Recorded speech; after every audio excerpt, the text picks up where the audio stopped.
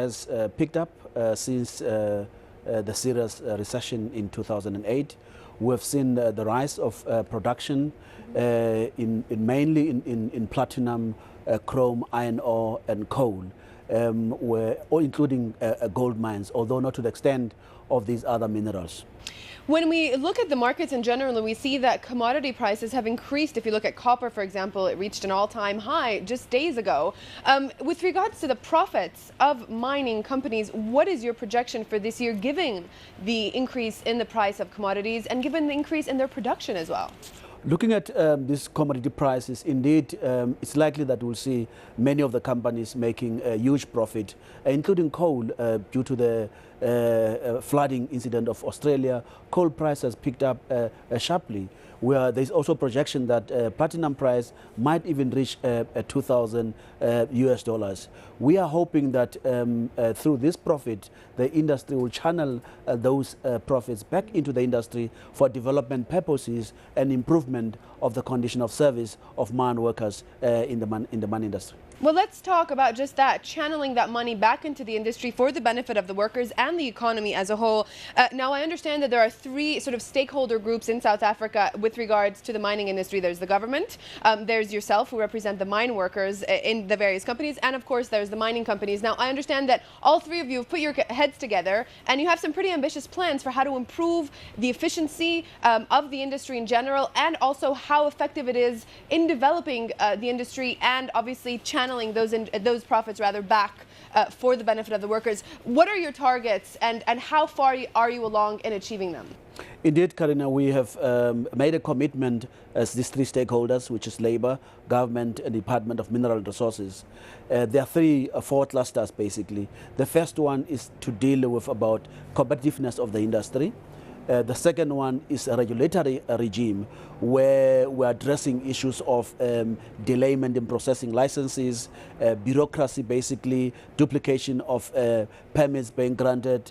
And the third one is about innovation, research and development, how to make this industry very efficient, taking advantage of technology, but that technology should not result to job losses, but improvement insofar as production. The fourth cluster basically is about people issues, which is about transformation, which is about human resource development, bringing in those who were previously excluded, women, Africans in particular, to an extent that there is sufficient skills to take the industry forward. So how far are you along in achieving this very ambitious agenda, and when do you hope to reach those goals? We have a target for 2014, for example, insofar as employment equity, that we expect the industry at every level, from the executive, from the board of directors to the executive, senior managers, middle managers and professionals, to be at 40%.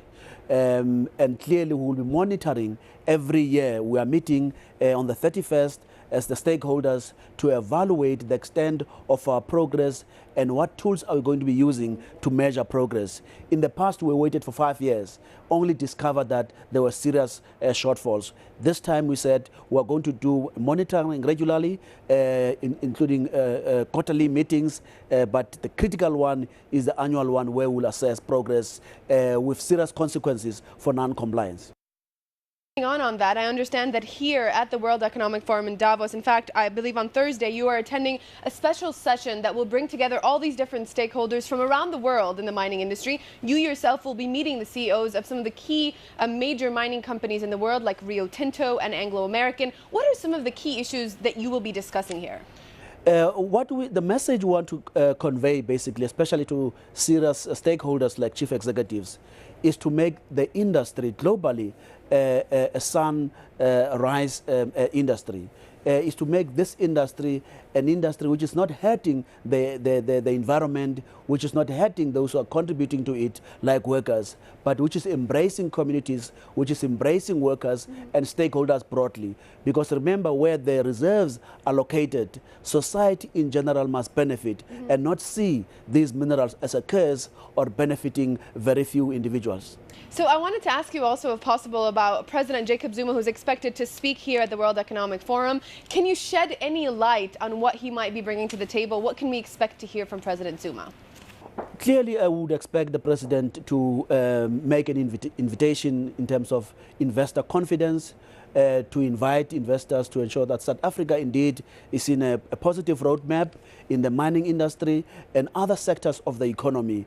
We've seen that there's a lot of stability in the country, politically it's quite settled, and we're hoping that many investors will join us in this journey, especially the new growth path of creating more jobs in South Africa and do a dent in this army of unemployed South Africans. Clearly a very high and very timely topic. Unemployment is a big issue here at Davos this year. I want to just end on one question that I can't not ask you, which is, what is the current status of the debate on the nationalisation of the mining industry in South Africa at the moment? This is a topic that keeps coming back and back and back. Where do we stand on this issue now? I'd hope you won't ask this question. Having said that, indeed, it's a matter which the African National Congress and its stakeholders are debating and engaging. As matters stand now, there is no policy insofar as government is concerned. So we are focusing on the implementation of the policies which are existing now. And at appropriate time when we are engaging, we'll express our views. Certainly, we have our views. What is your view at the union? Views as Mineworkers.